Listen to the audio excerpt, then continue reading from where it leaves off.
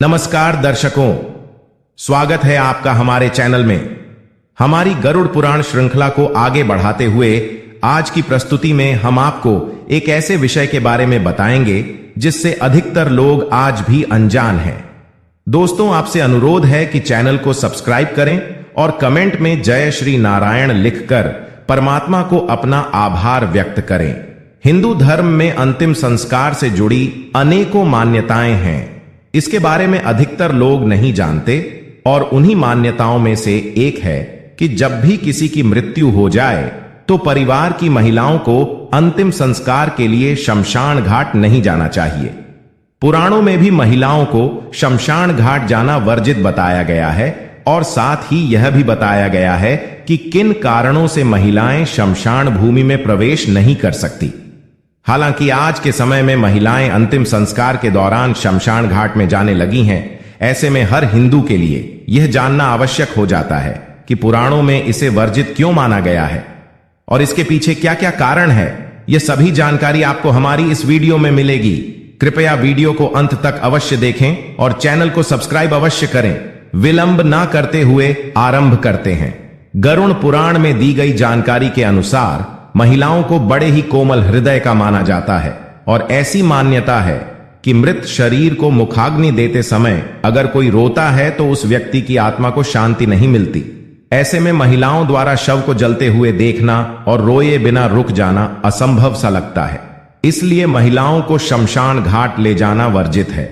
इसके अतिरिक्त शमशान घाट में ऐसी और भी चीज है जिसे देखना महिलाओं और बच्चों के लिए उचित नहीं है।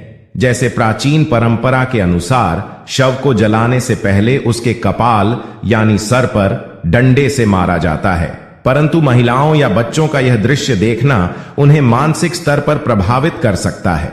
और कई बार यह भी देखा गया है कि शव के जलते समय शव की हड्डियां की चटकने की आवाज सुनाई देती है, जिससे महिलाएं व बच्चे डर भी सकते हैं। इसीलिए उनका इस प्रक्रिया से दूर रहना उचित माना गया है। प्रत्येक धर्म की अलग अलग प्रक्रियाएं और मान्यताएं होती हैं। इसी तरह हमारे हिंदू धर्म में भी महिलाओं को शमशान घाट में ना ले जाने की प्रक्रियाएं प्रचलित है। गरुड़ पुराण में लिखी मान्यताओं में से एक मान्यता यह भी है कि शव को ले जाने के बाद घर को धार्मिक रूप से पवित्र और शुद्ध बनाना बहुत आवश्यक है। इसके लिए किसी को घर पर रहकर इस कार्य को पूर्ण विधि विधान से करना अनिवार्य है। यह कार्य महिलाएं ही अच्छे से निभा सकती हैं। यही सोचकर पुरुषों को अग्निदाह की जिम्मेदारी सौंपी गई है और जिम्मेदारी को निभाने का दूसरा पहलू महिलाओं को माना गया है, जिसे महिलाएं पुरुषों के घर आने के बाद स्नान कराने और पवित्र करने का कार्य भी करती है। इसके पीछे का एक दूसरा कारण यह भी है कि जब शव जलाया जाता है तो वातावरण में कीटाणु फैल जाते हैं जो बीमारियों का कारण भी बन सकते हैं। इसीलिए घर में प्रवेश करने से पहले उनके शरीर पर चिपके उनके कीटाणु और नकारात्मक ऊर्जा को घर के बाहर ही छोड़ जाना आवश्यक है।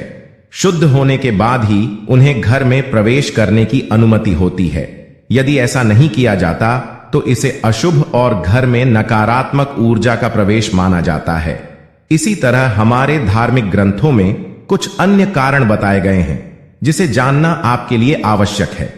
यदि आप भूत प्रेत में विश्वास करते हैं तो आप इन कारणों को अच्छे से समझ पाएंगे।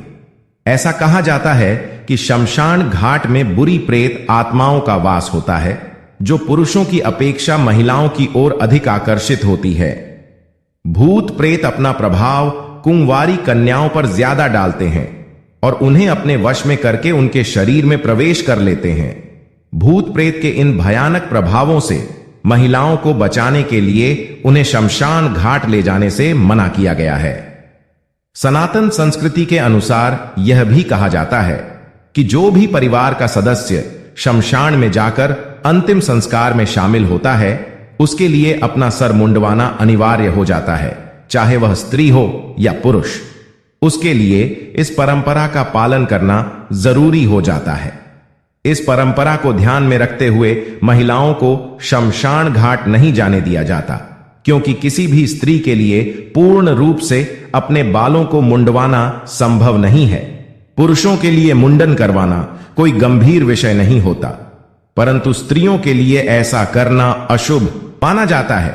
यह आवश्यक नहीं कि ऐसा सभी करते हैं। यह लोगों की मनोवृत्ति पर निर्भर करता है कि वह कौन सी मान्यताओं और परंपराओं को मानना चाहते हैं, क्योंकि आजकल की महिलाएं इन परंपराओं पर ध्यान न देते हुए अंतिम संस्कार में भाग लेती हैं, परंतु मुंडन की परंपरा को नहीं मानती। यह तो आपने कई बार सुना होगा कि हमारी संस्कृति ही हमारी पहचान है, इसीलिए इस संस्कृति को आगे बढ़ाना और निभाना हमारी जिम्मेदारी हो जाती है। हालांकि संस्कृति और परंपराओं का पालन करना प्रत्येक व्यक्ति की इच्छा पर निर्भर करता है, परंतु बहुत से लोग इसे अंधविश्वास मानकर अनदेखा कर देते हैं। ऐसा सोचना गलत है कि धर्म ग्रंथों में लिखी मान्यताओं का कोई आधार नहीं होता।